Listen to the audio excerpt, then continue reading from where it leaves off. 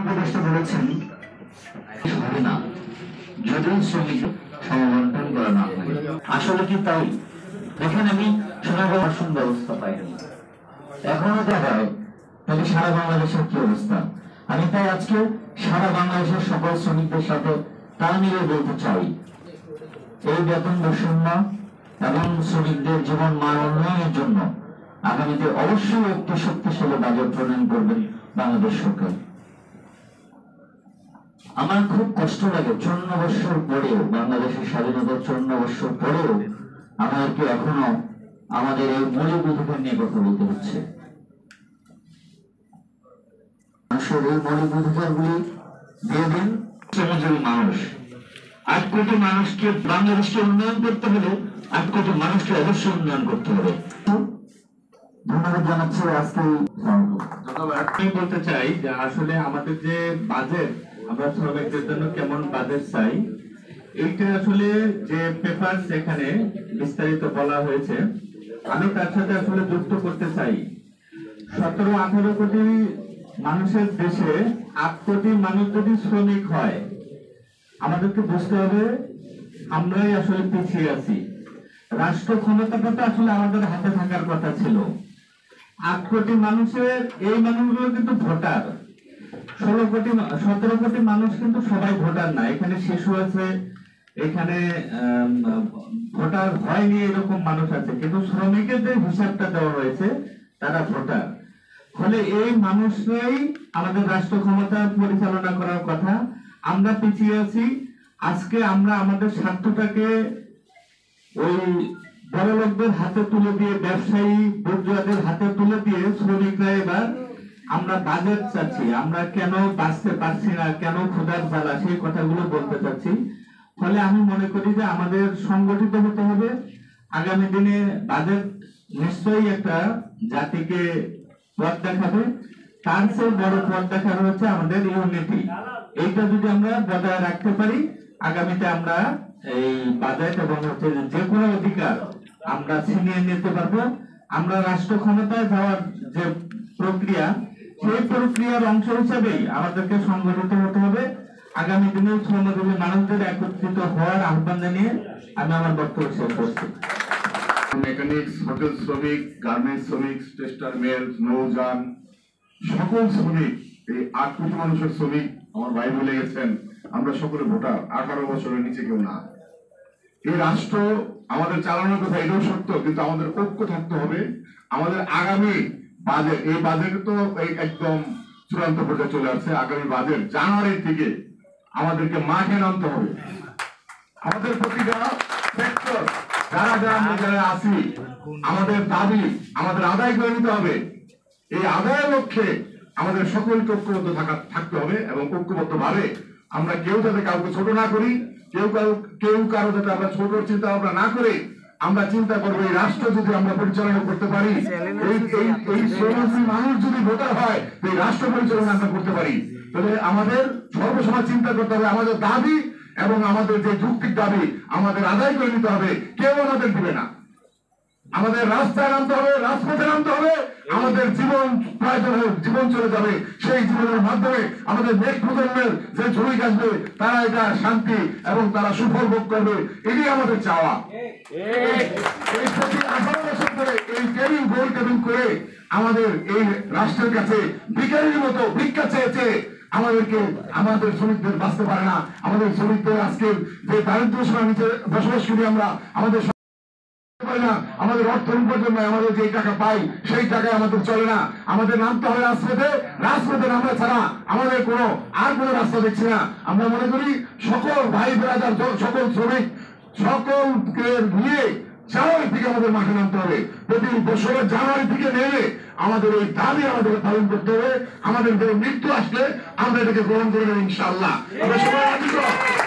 আমরা এই mobile mechanics Teknaf থেকে তেতুলিয়া, রূপসা থেকে পাথুরিয়া পর্যন্ত এই যে পরিবহন চলে, এই পরিবহনকে আমরা এই অচল গাড়িকে সচল করি। সেই সচলের মাধ্যমে রাষ্ট্রের রেভিডেন্স আসে, সেই রেভিডেন্সের মাধ্যমে আজকে আমরা শ্রমিকরা না খেয়ে যাচ্ছি। এই দ্বারা আমরা থাকতে পারি না। আমাদের থেকে আমাদের উত্তরণ হতে হবে। আমাদেরকে সকলকে ঐক্যবদ্ধ হয়ে রাস্তায় নামতে হবে, রাজপথে নামতে হবে এবং কি আমরা প্রতি মুহূর্তে আমাদেরকে যুদ্ধ করে বাঁচতে হবে, যেমন আমাদের জীবনের সাথে আমরা যুদ্ধ করছি। আমি সকলকে কথা বলে আমার বক্তব্য এখানে শেষ করছি। ঐক্য জোটের সভাপতি এবং সভাপতি বাংলাদেশ কার্গোটলা শ্রমিক ইউনিয়নের বর্তমান সভাপতি জনাব। এই অনুষ্ঠানটা করছি 1 যোগ পার হয়ে 2 বছর হয়েছে, সর্বমোট 14 বছর। এই 14 বছর ধরে বাংলাদেশ টেক্সটাইল গার্মেন্টস শ্রমিক ফেডারেশনের পক্ষ থেকে এই আমরা জাতীয় বাজেটের শ্রমিকদের জন্য কেমন বাজেট চাই এই আলোচনাটা আমরা করছি। ইসমাইল ভাই এই বিষয়টা একটু আগামীতে যাতে 15 বছর হয়, 14 বছর করে। সঙ্গে বন্ধুগণ, আমরা যদি 1973 সালের বাজেটের কথা এখানে আছে লেখা আপনার 786 কোটি টাকা, আমি সর্বশেষ 81,400 কোটি টাকা বাজেট ধরলাম। তখন কিন্তু আমরা নিম্ন মধ্যবিত্ত মানুষ রেশন পেয়েছি। 81 সালের পর থেকে আমাদের আর রেশন আমরা পাই নাই। এখন আমরা এই রেশন পাওয়ার জন্য আমরা 14 বছর যাবৎ এই টেক্সটাইল গার্মেন্টস শ্রমিক ফেডারেশনের নেতৃত্বে আমরা যারা শ্রমিক এখানে সংগ্রাম পরিষদ, কখনো শ্রমিক কর্মচারী ঐক্য জোট, কখনো শ্রমিক অধিকার পরিষদ, আমরা বিভিন্ন সংগঠন করে এই দাবিটা ইসমাইল ভাইয়ের নেতৃত্বে আমরা করে আসছি, কিন্তু কানে কারো পানি যায় না। তো এখন আমরা দেখছি কিছু কিছু আন্দোলন হয় তাড়াতাড়ি মিটিয়ে যায়। কেন? আমরা শ্রমিকরা খুব ভদ্র, আমরা ভাঙচুর করি না, আমরা গাড়ি জ্বালাও প্রয়োগ করি না, আমরা সচিবালয় ঘেরাও করে গিয়ে আগুন লাগাই না। এই কারণে এই ভদ্রলোকের মূল্য বাংলাদেশে হয় না।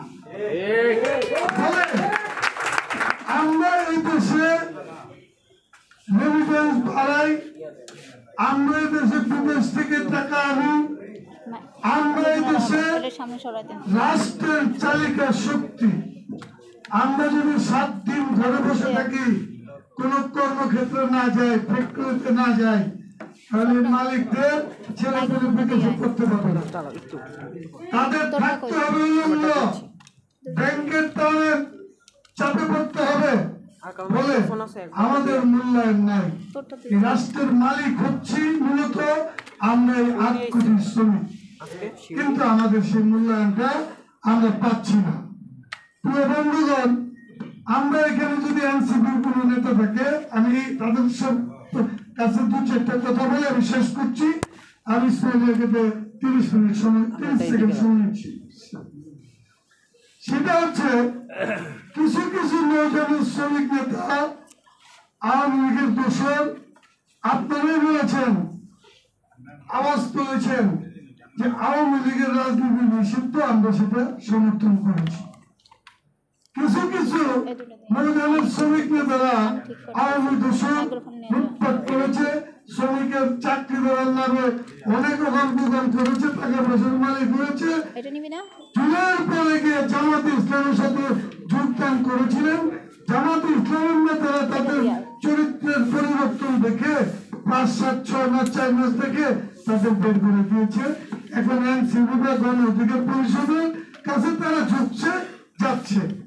আমরা তাদের প্রতি দৃষ্টি আকর্ষণ করছি যে আওয়ামী লীগের ফ্যাসিস্টরা যা করেছে বাংলাদেশে, তাদের কোন সেক্টরে যদি সাবধান হন, আমরা মনে করি যে শ্রমিক সেক্টরে আজকের আমাদের এই দাবি, এইগুলি এগিয়ে যাওয়া যাবে। কোন রাষ্ট্র ক্ষমতাসীন দল কখনো শ্রমিকের অধিকার এগিয়ে যেতে সহযোগিতা করে না। তো ফলে আমি সবশেষে শুরু করেছি। আসলে আমি একটু শুনছিলাম, মানে মাঝে মাঝে একটু হিসাব করছিলাম, শুনছিলাম হচ্ছে যে আপনাদের অনেকের কথা পলিটিক্যাল কথা আসছে,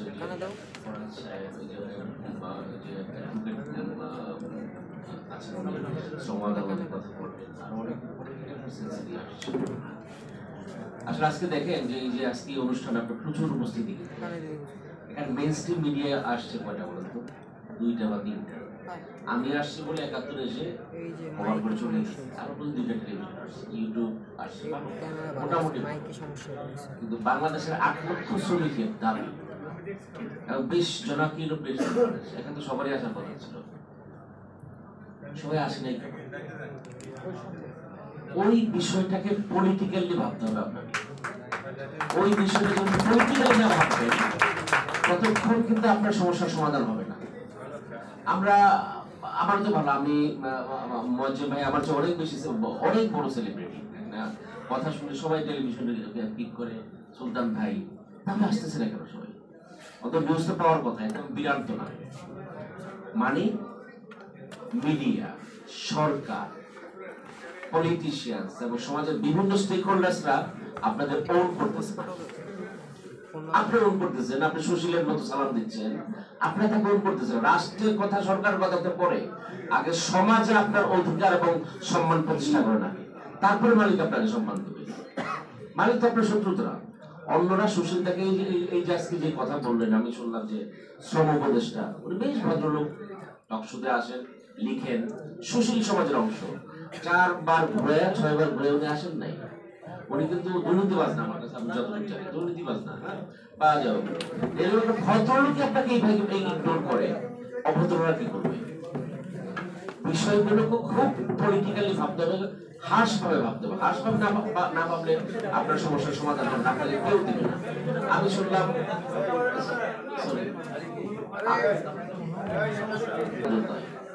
এত দারুণ দারুণ বিল্ডিং হচ্ছে বাংলাদেশে, যে গ্লাস বিল্ডিং, কি দারুণ ইনফ্রাস্ট্রাকচার হচ্ছে, আমাদের সব কিছু হয়ে গেছে। আপনারাও আনন্দিত যে আমরা মধ্য হয়ে চলে গেছি, কারণ এই শহরের বিল্ডিং দেখে তাই মনে হয় মধ্য হয়ে দেশে চলে গেছি। কিন্তু আপনার সংবাদ আদালতের ওঠার লিফট নাই।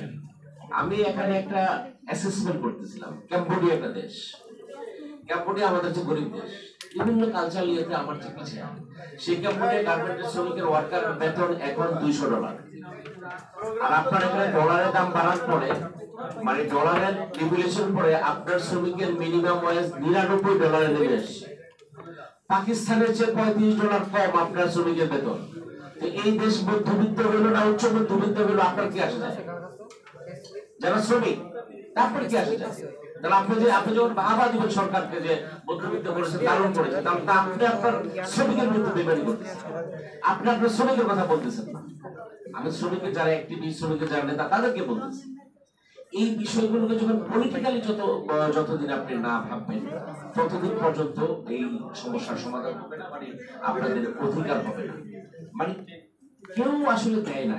এই যে বাজেট সেন্সিটিভ, আমি দেখলাম একটা হিসাব করলাম যে স্বাধীনতার পর আমরা দরিদ্র ছিলাম, গরিব ছিলাম, ঠিক আছে, আমরা 1999-2000 সালে আমাদের বাজেট ছিল 34,000 কোটি টাকা। এই বাজেট যেটা চলতেছে এটা 7,90,000 কোটি টাকা। মানে বাজেট গত 25 বছরে 34 গুণ বাড়ছে। আপনার বেতন বাড়ছে মাত্র 13 গুণ শ্রমিকের বেতন। আমি গণিত হিসাব করে দেখলাম। আরেকটা কথা আপনাকে বলি যে বাংলাদেশে এই জুলাই